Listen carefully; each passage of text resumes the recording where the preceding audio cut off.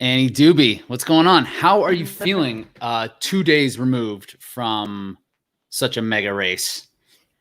I'm still very happy about everything that happened. Super sore, but otherwise extremely happy. Yeah, we were talking a little bit about like the idea of racing on Sunday. Were you glad that you did not do that? Because it seemed like when I saw like a bunch of people did the trifecta and just doing those 3 races on that course, I couldn't comprehend people doing that. No, the next morning, I actually woke up at 5 a.m. Because I think my body was just like assuming I would race again. And I think I just wasn't sleeping because my legs hurt so bad. So I tried to do a little tiny shakeout run, and I think I went quarter mile, and I was like, nope, I think I'm just walking today, and that's gonna be the extent of it. So yeah, I don't know. I give those people a lot of credit who went out again in that heat and battled again.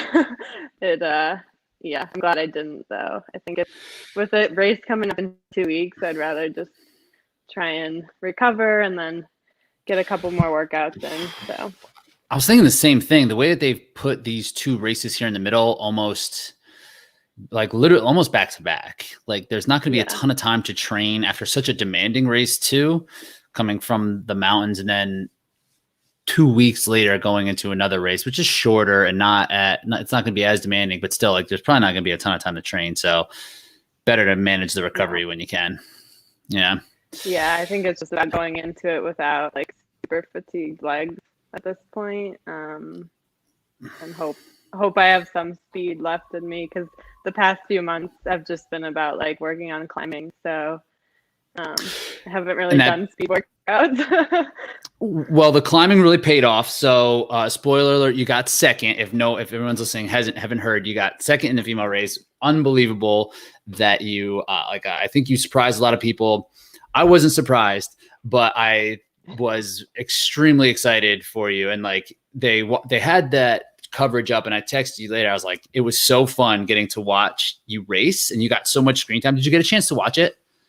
I did. I actually stayed up late last night watching it after dinner, which was really cool. And I actually was super impressed with so when we were running, I kept hearing the drones flying above us, and I was like, am I actually ever going to see what comes out of this? Because I feel like at every race they have that, and then we never see it. So it was pretty cool to watch it back and relive it from that perspective. So yeah. And it was great getting a chance to see you in particular and getting to know who you are as a racer. And I'm going to dive into that quite a bit more on this throughout this conversation. But they did I don't know if I just know what's going on in that race, but I really liked the coverage, even though they didn't really say much. It was really kind of choppy, cutting back and forth. Yeah. There wasn't a ton of context, so I don't know if you really have to be in the know for you to consume it, but I liked it. Yeah. I was trying to think about what it would be like watching that, if you weren't in that world, because I think it'd be really confusing, especially at the end when you see Lindsay finishing, and then they just cut to me and Rose, and it's there's a lot that's going on that you're not seeing, and how far in between, how far of a gap there was. I feel a lot of times it looked like everyone was neck and neck, when in reality there were several minutes between us. Yeah, right. The race. So. Right. It was essentially 2 different races, right? But it was, and there was very still... yeah. Go on. I was just gonna say, in the beginning you get a decent amount of commentary, and then towards the end it was just kind of just shots of everything, and no audio with it. So that was kind of interesting. And there was drama, the end that we'll talk about into Helix was dramatic, right? And if there was someone commentating on it, it would have been a surprise, a shock, of what happened. But it was a little anticlimactic the way it kind of went through, and we didn't really know how big of a deal that race was right at the end there. Right. But so let's get into it. Let's start talking about the race a little bit. And I do want to go kind of from the beginning and take you through, but I really want to start at the very end. Like at the very end, Okay. you were talking to Magida, and like this is after the race is over. It's like the post-race interview, and he asked some sort of question, whatever, and you eventually you kind of just worked in at the end of a sentence that the hard work is paying off. And sometimes you hear people say that as like a way that it's like a motivational thing. It's like, hey, you can do whatever you want. Just put in the hard work. It'll pay off, this and that. But it didn't necessarily sound like that was the message you were trying to deliver. It sounded like optimistic, like relief. You were like, this, like all the work that I'm putting in is working. Right. And like, this is like the results are now showing. So did this feel like it was proof of that? Were you not quite sure that you had a result like this ready to like come to fruition? And was this more of like proof, or were you ready to make this happen on this day, you think? I would say it's a little bit of both, because like I've been working hard for like I don't know, 2 years now, probably, like becoming a better mountain runner, becoming more obstacle proficient, putting in the work, and like I've definitely had like some success in the sport at this point, but like to have it all to come together on like a big race, it really hasn't like clicked for me until this weekend. Like there's always been something that goes wrong, or like I screw something up in the race, whatever. And like for it to finally, and that's kind of what this sport is. It's like there's a lot of moving pieces that like it all has to come together, both through hard work and a little bit of luck. And like it just doesn't always happen. And so for it to happen like on a big race like that on Saturday, it was like, I don't know, it makes me emotional to think about it, but like it felt like a long time coming. So did it feel like a relief, or did it feel like joyous? Like how was it feeling like right after you finished? Like right when you were like, oh my God, I got second.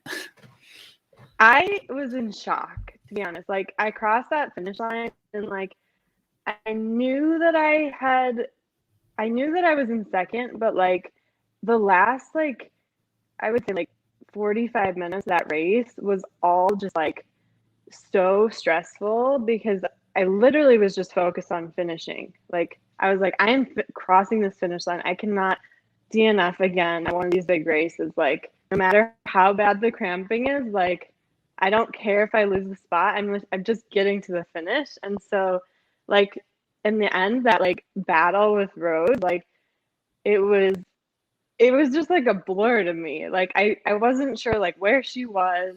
I was just focused on myself and literally getting across that line. And so when she wasn't there, I was like, wait, where's Rose? Like I didn't realize she had failed helix. I didn't realize she was doing burpees. Like I thought she was right behind me. And so the whole thing was just like shocking. and I think once it kind of like settled in, it was obviously very joyous and like also relieving to just like finish the race. Like to have my legs be a complete disaster for 5 miles straight, and then to like finish the race in second was like just unbelievable. I can't believe it. You said that also. You're like, I can't believe like that happened. And I was like, oh yeah, I can believe it. But then going back and watching the race, I was kind of like, I actually can't believe that this happened. It was really bad. Yeah. It was like when you said, I was like, this is like probably some cramps here, but there was like, oh, you were really cramping.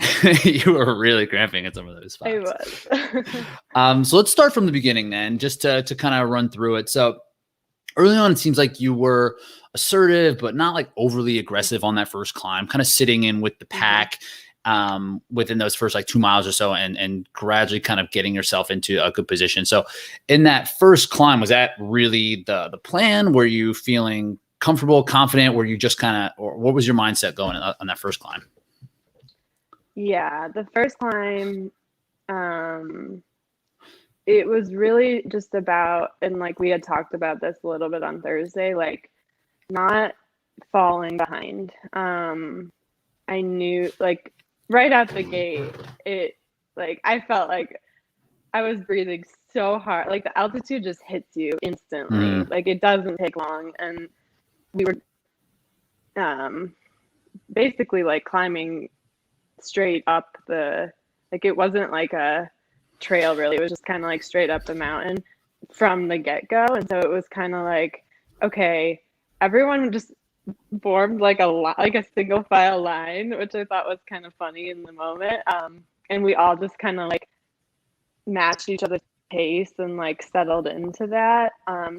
While we got higher up on the climb, I think there was a little bit of separation. Renee really was pretty aggressive up that climb, and then Lindsay tried to hang on to her.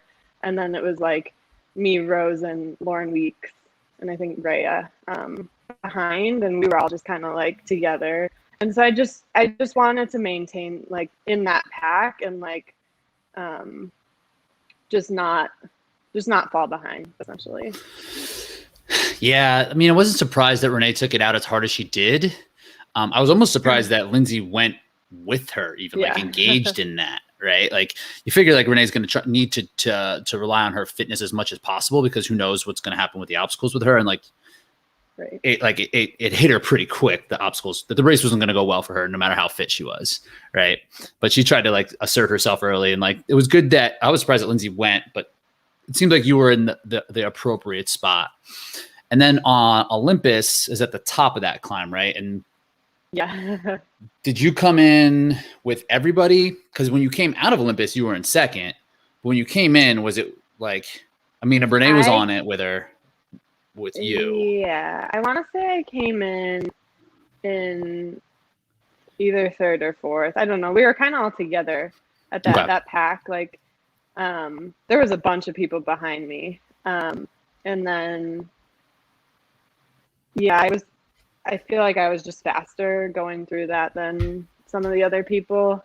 I didn't realize Renee had failed, but like I heard someone say that I was in second, so I just kind of ran with it at that point.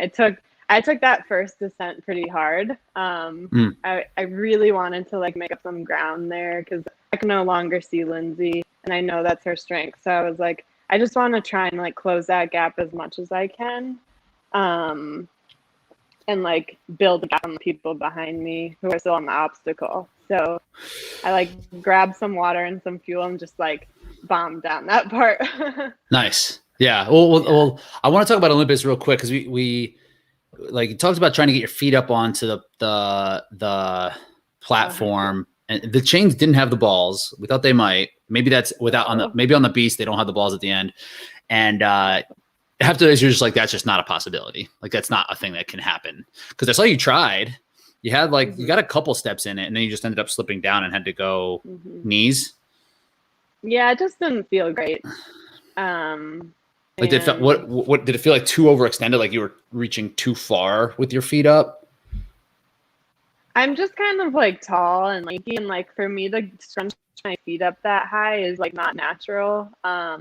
If I have more like leverage with the chain, I think it's totally doable. But to be like, I was trying to just stay as high as I could, so I was grabbing like the holds and the top holes, crossing over, and that actually went pretty well.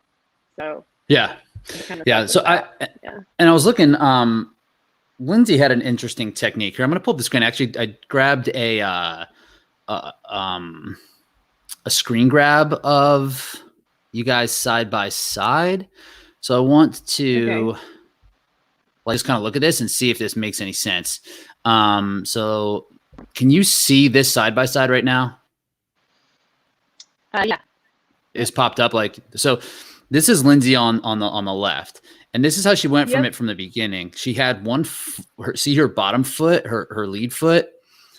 It's like her toe is like flexed and pressing against the wall. Where see when you went to knees, your both of your ankles are plantar flexed. So the angle is a little bit wider. So this seems like a pretty interesting technique. Do you think do you think she's doing this on purpose? Like, have thought about this? Because it would take a little bit of pressure off the knees. It would give you a little bit of traction from your foot, and it's not bringing your feet like up here where they might need to be. like if you had to get your feet up. Yeah, that's an interesting. Yeah, I didn't notice that. That's worth a try for sure. I actually, I don't know if you can tell, but like I was barely putting any weight on my knees. They were um, just kind of like dangling there. Actually, I was surprised my knees are like fairly unscathed for an obstacle Nice. race. So like, Nice. I was really just relying on my upper body there. But yeah, the foot could always add some more like traction, I think. And that might be an interesting like way to kind of go about it, just so you don't screw up your knees, and that you might not have to rely on just arms. Like like you are fortunate that you're strong enough to kind of get through it, and your strength really did shine through later in the race at some points, where other people, like you could see like Renee was trying to muscle it the same way that you were, and she just couldn't. Right, like her strength and like her ability in the upper body isn't quite there the ways yours is. So just talking about that, you post some videos sometimes of you bouldering, and they look like they're hard problems. How good of a boulderer are you? Like what can you do in like the rock climbing gym? So yeah, I don't like that question because bouldering is very like subjective. Depending where you are, like ratings are true on who sets the route and like what their strengths and weaknesses are. But at my gym, I climb like in the like V4, V5 range would be like a harder problem for me. But in other gyms, like I climb way higher than that or way lower. So yeah, it's kind of. Yeah, I would have guessed like V5s on a lot of the things that like. So at any gym you go to, you'll probably like a V5. You could probably do one way or another. Maybe. I can't climb that at my old gym. Like at my old gym, it's like the climbs are super steep. So it's like if I get a V4 there, that's a good day. Okay. So, yeah. Well, I just kind of want to give some context because you can tell that you have some experience of how to move through things, and your upper body is very strong.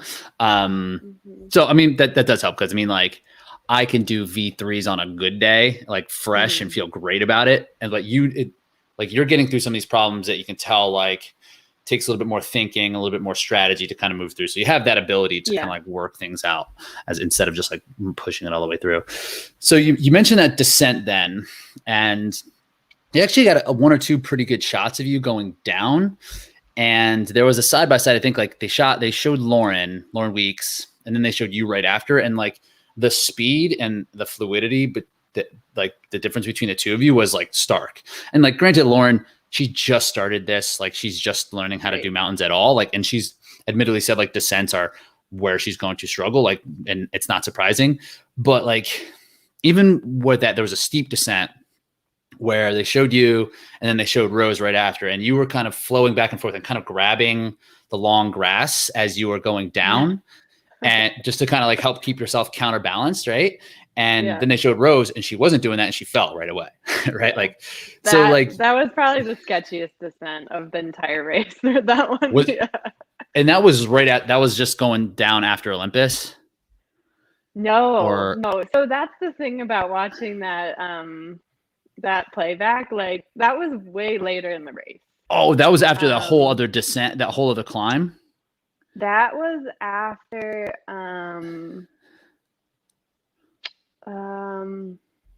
yeah, I think so. All right. So let's talk about that second descent. Yeah.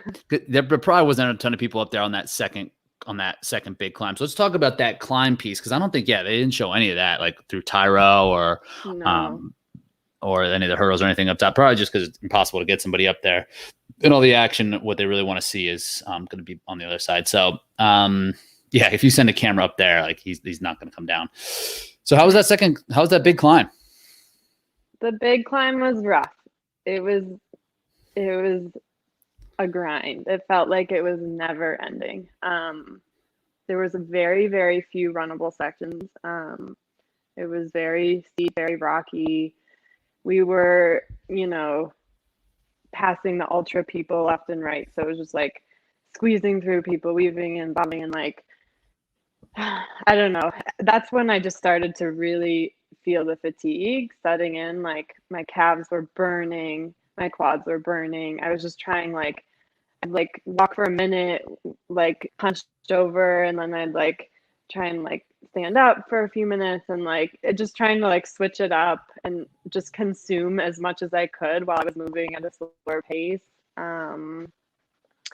But yeah, it was just, that was the worst part of the race, just getting up those steep climbs. Yeah.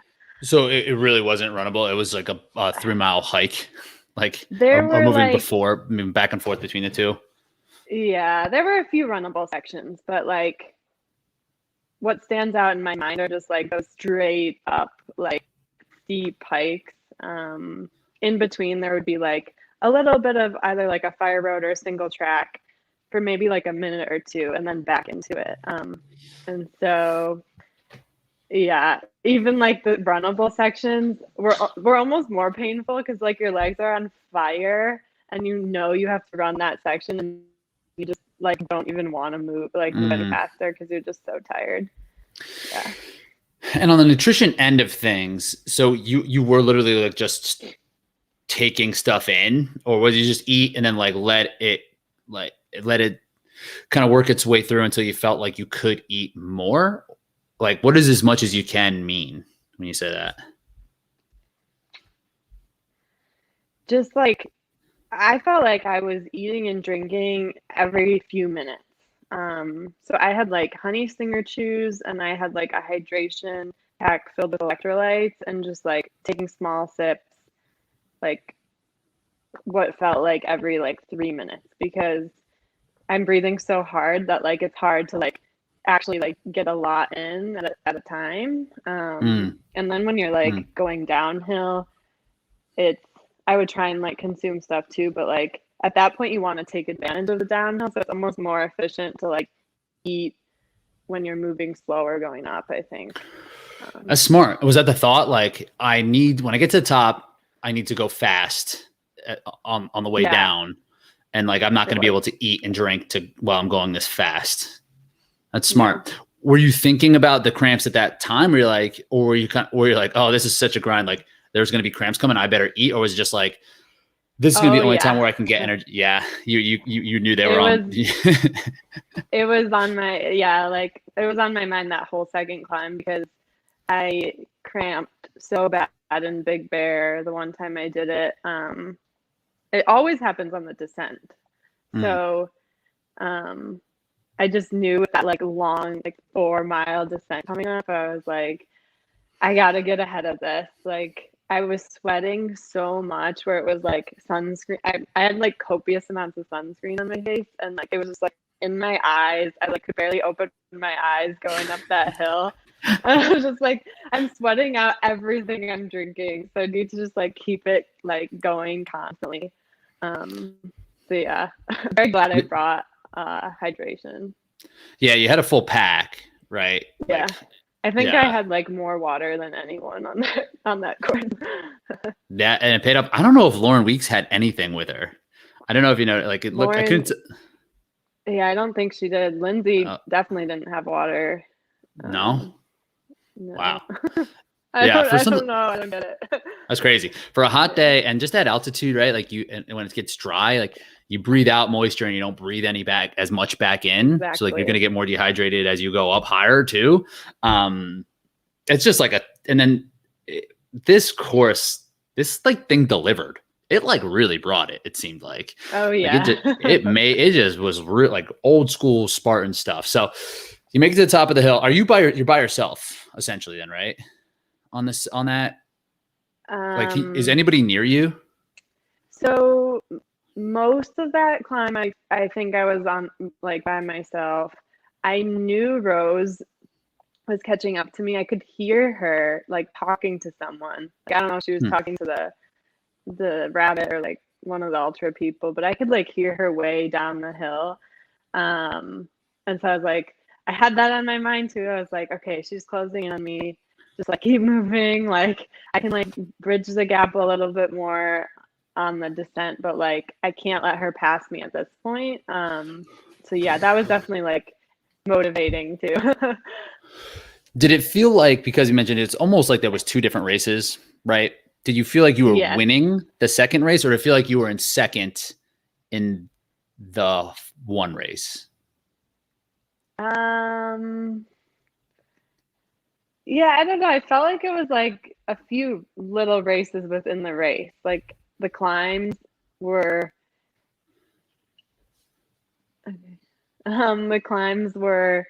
like about, who can like just push through it and like not fall apart. And then the descents were like a different race, and that like, you have all these obstacles coming at, and you have to just like get there with enough buffer to like get through it all on extremely tired legs while you're like cramping or whatever. So I don't know. I would say like for the first, I want to say like the first 10 miles, pretty much I was in second place. And then Rose and I were kind of like, we'd like pass each other on different sections. And then at rope climb is when like it kind of just went downhill for me. And when I looked at Rose, she looked really strong. I don't know how she actually felt, but like to me, she looked a lot stronger than I did at that point. And so I kind of just let her go. And I was like, anything can happen at the bottom of the mountain. Let me just survive until that point, like get down there, and then hope I just like get through everything cleanly. So. Cause yeah, you could tell that a little bit, like how that was happening, but like it did seem like you re-engaged in the race as it got down to the bottom of the thing. Sorry, one second. I need to plug in.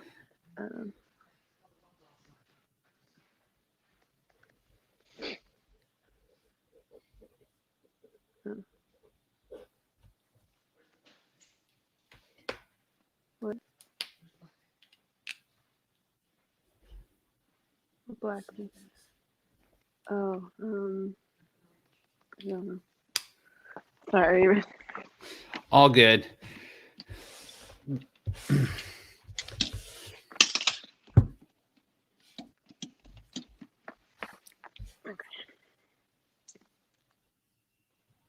Okay. Cool. We good? Yeah. What did you say? So we'll talk about that part as well. I want to talk about that descent that they caught for like that first going down. Like I said, you were the sketchiest part. Like you were reaching back and kind of grabbing things to kind of keep your orient. And the other people they showed, like they weren't necessarily doing that. So like, to me, it shows that you have some like savviness and you have like some tricks to like how to go down and how to like be in the mountains. Like it just showed like, oh, you know what you're doing when you're up there, and like seeing it visually against the competition, it was clear to me. I was like, oh, she like knows, she's done this a bunch. Do you I like that it came across that way. I thought it was clear. It was, later in the race where it was like the crampiness, but like at that part, you just looked like confident. You can tell when someone's confident going downhill versus someone who just like hopes that they just don't die.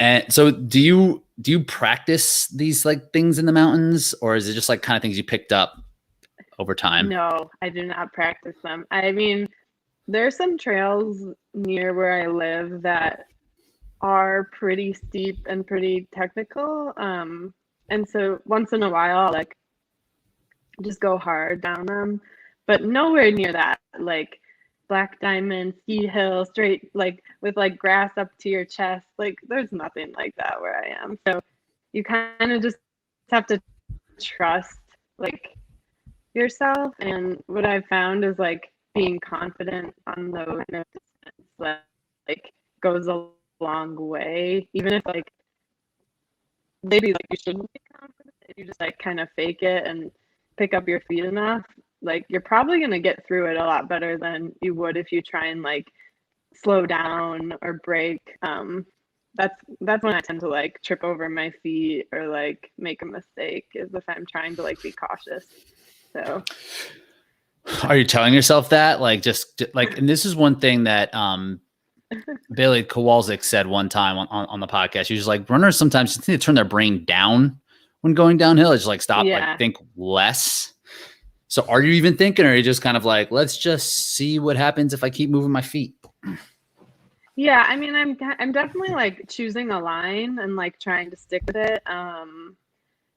And yeah, just I can see what she means by that, because it's very exhausting mentally to like descend technical stuff. And you can't really shut it off because like you're, I mean, like as you should be, like it's a dangerous thing that you're doing, and like your brain is sending like alarms like, yo, slow down, like this is not safe, like stop. Yeah.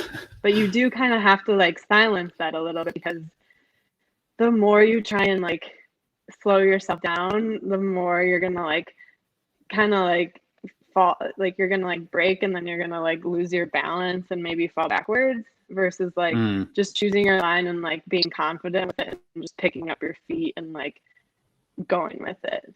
So it's like kind of like high risk, high reward, but yeah, totally. But yeah, you could tell that you knew to do that in the race, which I thought was cool and was fun to see. So the first place on camera, and you mentioned that like this was kind of around the place where you started cramping. After Twister, you got through it pretty well, and like you went through it awesome, went through straightforward, like monkey swinging through, looked easy. Then you landed and just like froze there for a little bit. And like they like you could see on your like your leg was like actually starting to like twitch, and it's like, oh, she's cramping here. Was that the first place you cramped, or did you cramp before that? So right before that was Bender, and that was my first cramp. Was just like so that what you saw on video, that like steep, really technical descent went into Bender. So you like run straight down that, and then you jump up to Bender. And the combination of that, like, I probably should have just like taken a second to like shake out my legs before jumping up.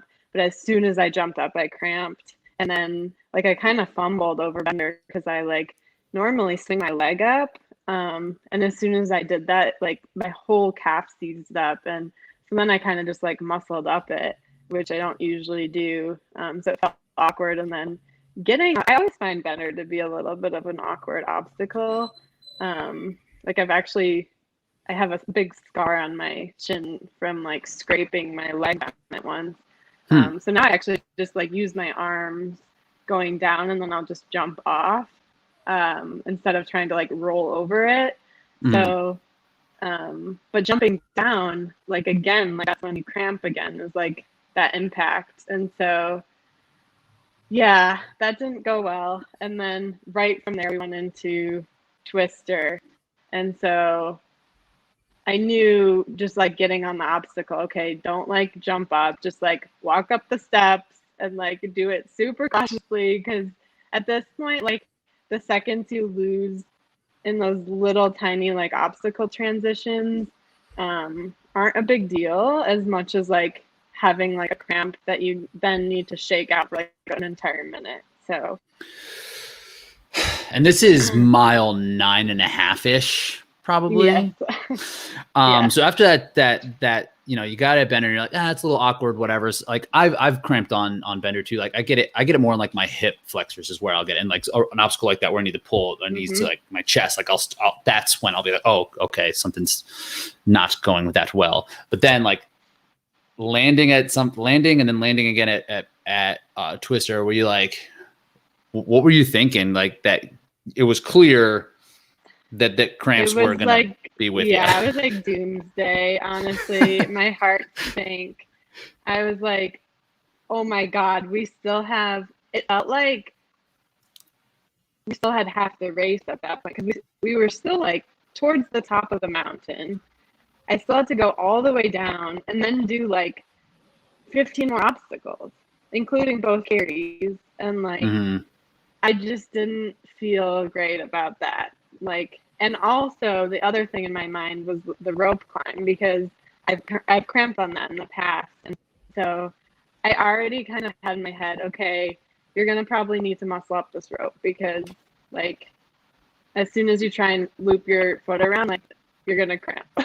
And that's exactly what happened. So. That is exactly what happened. It was, yeah, for sure. So at this moment, are you like, I can't believe like I'm finally having this race. Like I'm in second place in the U.S. National Series. Probably not all of these things, but like, like the stakes are high as they can be. But like, were you like, was it just like, I'm probably not going to hang on to this? Like the way I feel now, like, or were you like, maybe other people feel like this, which turned out to be the case, right? Like you were not alone in the way that you felt, but were you just like, other people are going to catch me because I'm feeling this way? Oh, I was sure that I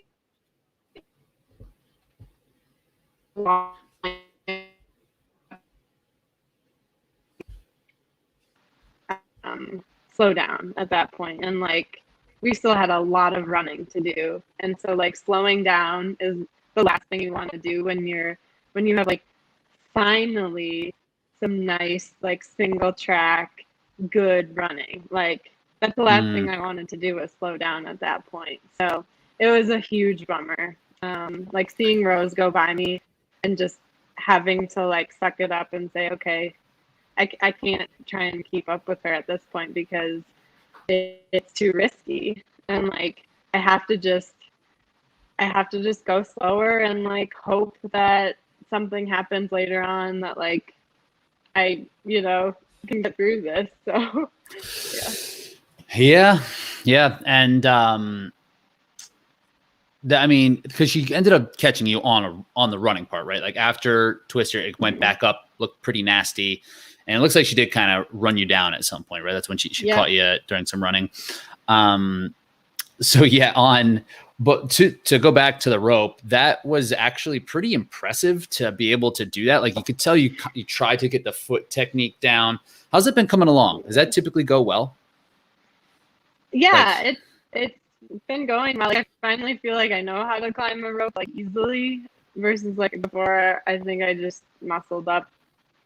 Like that's just what I thought you do. And so I would like to not be able to do that. What kind of sucked, but yeah, I'm strong enough that like it was fine. It actually wasn't a big deal at all. It almost didn't look hard. Just worried about like jumping off the rope was like the biggest challenge. Right. So I was surprised that I didn't actually like topple over when I landed. It looked like you wanted to. You like landed and you're like, you could tell, I was like, oh, there's another one that really hit there. Like looking like try to stretch it out some too. And this was at the point where after that, like Rose passed you. It looked like the cramps weren't getting better. I wouldn't say like physically you're looking strong, like being able to just go all arms up a rope like that. It's like, okay, like strength is still there. There's still some energy available. But this is the first point where I was like, I actually don't know how you finish second. I was like, this is going to be great. Like, so let's tune in. So then it was the carries. They were like shortish, nothing. Yeah, they were short. Luckily. Yeah. You were happy probably. Like, was there any gain? Was there any? It was like down, you went like downhill and then up. And the hardest part of it was just the footing. It was like very like, they had clearly just like trampled over this like bushy section, so all the footing was very like rooty and I don't know, just like tripping over little things. And so for me, like I was trying to save as much as my legs as I could, so any sort of uphill, like I was going at snail's pace to try and just like not overexert my calves. So I felt like really awkward on that, but luckily it was short enough that like I don't think it affected my race that much.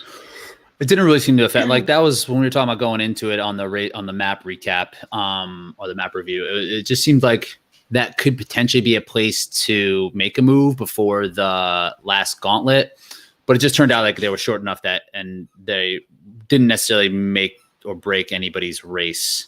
It didn't necessarily seem like the carries. So just kind of getting through it. Then they moved the monkey bars too. Did you notice that on the way up? They moved thought that the monkey bars.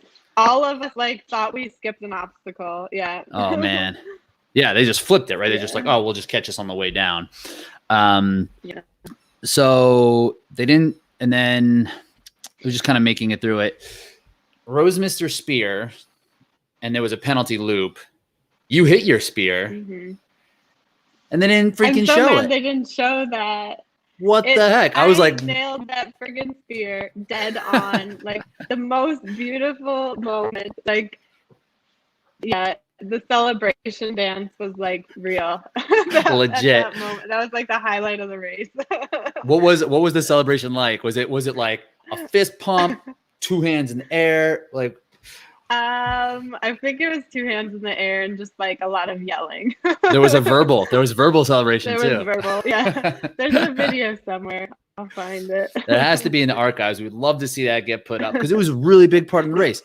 And like this, like you had a couple Spartan races earlier this year where you had missed the spear. Jacksonville being one of them, that like, and Rose hit hers, right? So that was kind of the flipping of that race, and it just kind of flipped the other way, this direction. So then it was tire flip and Herc hoist, and at this point, it seemed like you were back engaged in a race. Could you see when were you able to see Rose again? On the bucket. So she was like the bucket was an out and back, and so she made the turn as I picked up my bucket. And again, I was going super slow, but I could tell that she was hurting too at that point because she wasn't moving very fast. And so I saw a glimpse of like an opportunity there. I was like, okay, we still have a lot of obstacles left. Like this isn't just like a run to the finish. Like we're gonna have to get through some stuff. So yeah, I saw like a glimmer of hope at that point. So did you see her miss the spear? Did you see her do her penalty loop? But I heard that she missed the spear, and that she was finishing her penalty loop as I was about to throw the spear. So okay. Yeah. What was the penalty loop like? I mean, I know you don't know. You can't tell anybody because you nailed the spear. But was it a short one from what you heard? I think so. It didn't look long from what I could tell. Yeah. So shorter than like 30 burpees would have been? Yes. Definitely. Probably. Especially at that point in the race. Oh my God. Yeah, I could imagine. Yeah. And then physically, like when you flipped the tire and did Herc hoist, it looked like you were moving faster than Rose at this point. Like you looked stronger than her in both of those obstacles. Like the Herc hoist, yours was definitely coming up faster. Tire flip, it looked like you had no trouble. I mean, doesn't seem like anybody typically has trouble, but like yours kind of went faster back and forth, I thought. So I was like, all right, cool. It's like now it's happening. And then Helix happened. So you guys kind of got on it close to the same time. What are you thinking at this point? At this point, I'm just like I said, I'm in my own lane and I'm just like, do everything as quickly as you can without cramping. We each had like really low points in the race. And like, I think in a sense, like maybe it was lucky that mine happened earlier. And so I had like a little bit of a chance to come back from it at the end. But like she broke down right at the end, which is like really unfortunate. So I don't know. But at the same time, like you made the decision to conserve energy when she made the decision to spend it when she passed you after that last little ascent and into the descent, right? So like she may have spent it like a little bit too soon. Which I would have done too had I not been cramping. Yeah. So. If you were not cramping, you probably would have went with her and would have been. And were you cramping in your quads or your hips at all? Or was it just calves? At the very end, yes. At the very end, I was cramping everywhere. Both legs, my hip flexor cramped. My like adductor cramped, like everything was cramping. Everything just malfunctioned. I crossed the finish line, and my legs just like just collapsed. It's like okay, now stop. Yeah. Well, and on the map review, we talked about how Helix could actually like be a factor in this race, and it was, and it actually was because I could see it being a problem. So it's actually like a pretty good, I don't know if they were thinking about this when they laid it here, but if your hips are cramping on something like that, which I would imagine what was happening to Rose, because she just got stuck. It was like she couldn't move her legs. It was her calf. Her hip. Yeah, because you could see her like grabbing it. So it was just like in pain so much that she couldn't, it was just like. I think it just like shocked her and she just like fell. At that point, like I went into that obstacle knowing like I probably was gonna cramp, and I just like had such a strong grip. I was like death gripping like everything, so that like if I cramped, I would just again muscle through it. Like I like went in with it with that like thought. And luckily I somehow didn't cramp on that, which was shocking. I cramped immediately after when I hit the water, but didn't actually cramp on in the obstacle. Yeah. That was really exciting. Yeah, because that's an obstacle. Like, again, I think that the rock climbing ability and how to navigate through something like that is helpful.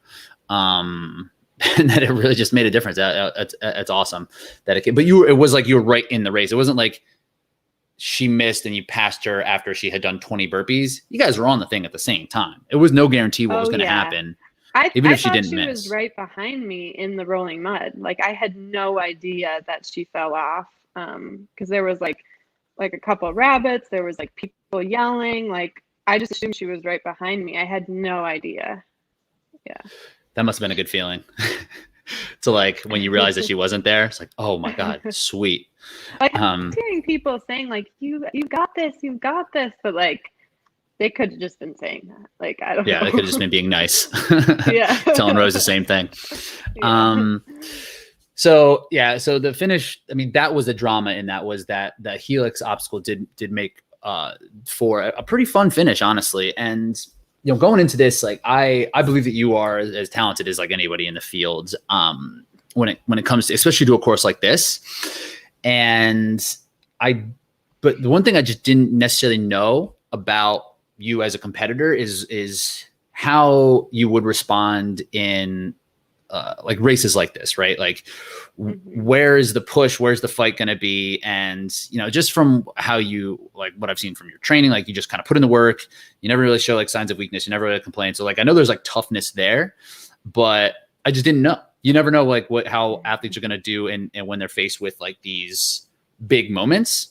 So when you're preparing for something like this, were you thinking about how you would respond to big moments, or do you stay within the moment and just react to what you can do then? Yeah, I would say I'm just taking it one step at a time, like especially a long beast race like that, because you can really get in your head if you're thinking about something in the future. Like there's so much stuff going on like at every minute, and it's easy to like get caught up in like, oh my God, I still have like 8 miles left and I feel like I'm dead. Like that can really throw you off. So it creeps in like here and there for sure, and you like think about, I'm obviously always worried about the spear throw, like always. So like it's, yeah, you have to just kind of shove it aside because there's just like, there's no room. Like I don't have energy for that. I'm just focused on like getting through this task. Yeah. It seems like you made the right decisions to engage when it was time to engage, and just know where it was time to push and where it was time to conserve. So you ran really smart, and you ran incredibly tough. Like to be cramping that whole race, it just being able to still stick it out was really something fun and awesome. So nice job. It's a nice job on that. So what do you think? Like, so you're thinking Asheville next, right? You're currently second in the series. Yeah. And Rose isn't going to Asheville. So like, oh yeah, you'll probably be first after that. Not to jinx it, but just because of points, you have potential to be first in the series after that, just because you'll have 3 races under your belt. Temporarily. Yeah. Well, but like, what do you think you take coming away from this race? What are some things that you feel like you learned about yourself that you need to work on a little bit more, that you need to like kind of put into practice, like for the rest of the year? Yeah. I mean, obviously number 1 would be just dialing in my like nutrition and figuring that whole thing out. Like I know that certain people are just more susceptible to cramping, but like there's obviously things I need to change and like work on. I think part of that might even just be like doing a little bit more like simulating of like running down a steep like mountain and then jumping on something like immediately after, like getting my body used to what that feels like. There's probably some strength stuff to work on too.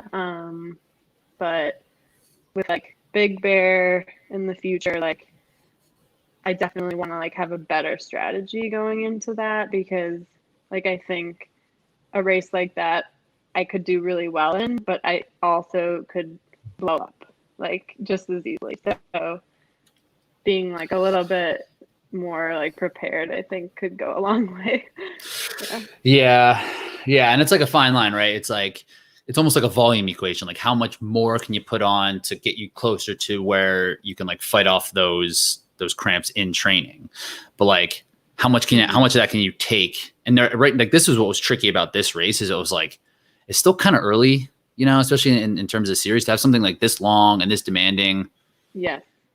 It's like, it's hard to like where is like something like Tahoe or whatever, you have like an eye on like, okay, I can ramp up later in this year. I guess Big Bear will be that way as well. That being in the second national series race as a beast, it's hard to like justify getting your volume incredibly high to like handle that kind of stuff, you know? I actually felt like my endurance was pretty good. Like I didn't feel like I hadn't put in enough in terms of that. I think it was more just like the way that your legs feel and that sort of like, I don't know, when you're just like taxing them like to the max, like going up and up and up and then going straight down. Like I rarely have a day where I'm putting my legs through that.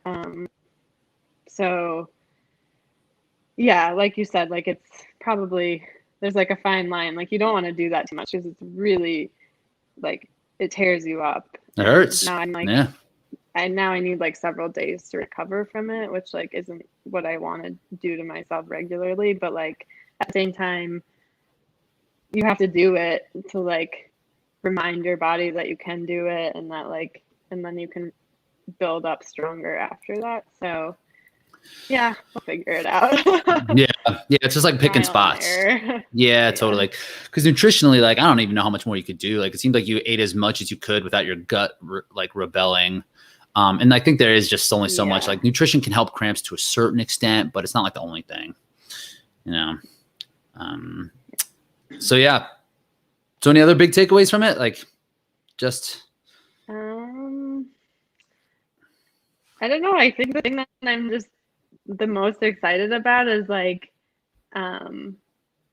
proving to myself that like I can live at sea level and still be like a good mountain runner. Like I think I like felt like I kind of knew that like in my head, or at least I was telling myself that, but for it to like show in like real results is like really reassuring. So. Yeah, right. Because it's easy. It's easy to think about the disadvantage that not being at altitude presents. Yeah. You know. So yeah, I guess that is really good feedback to have. It's like you're not at a disadvantage necessarily because you're not at altitude. Yeah. I mean, I'm sure I probably was hurting more than some people out there. It would help to be at altitude. Yeah. But I can still do it, and I can be competitive, and like it's not gonna prevent me from being successful. So. No. Cool. That's a great takeaway. So we can catch you next time in at North Carolina, and you're planning on doing the series as far as we can tell the whole way through. I am not sure about West Virginia. I think I'm gonna see how Asheville goes and then decide. Just because like I do kind of want to have like a bit of a training block before Tahoe. So it could be nice to like not have that on the schedule, but at the same time, like I don't know. I feel like, is it like leaving something on the table if I don't do it? So I'm like undecided at this point. But Yeah, I mean, you did yourself a favor. You put yourself in like a good spot to not necessarily need to do all of the races now. Yep. Because of such a good score on this one, and they still weighted like heavily for the top 4 finishers in the series. I'm not sure. I don't know actually.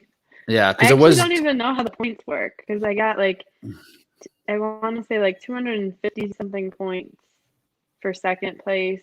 I'm not really sure like how that equation works. If it's like based on time from the top finisher or no, it's not like the way it was in 2019. At least it was some like big spread between the first 4, like 50 points like that between the first 4 finishers. And then between the 4th and the 5th finisher was still something big. And after 5, it's like 1 point. So like the 5th finisher gets, let's say 200, then the 6th gets 199, the 7th gets 180. So being in that top 4 is huge. Like it gives you a great advantage. Yeah. Okay. Yeah. So, cool. Cool. Well, we'll make sure to link to your socials and everything like that. And I appreciate you taking time. And again, that was so awesome. Congratulations. So pumped for you. Thanks, Rich.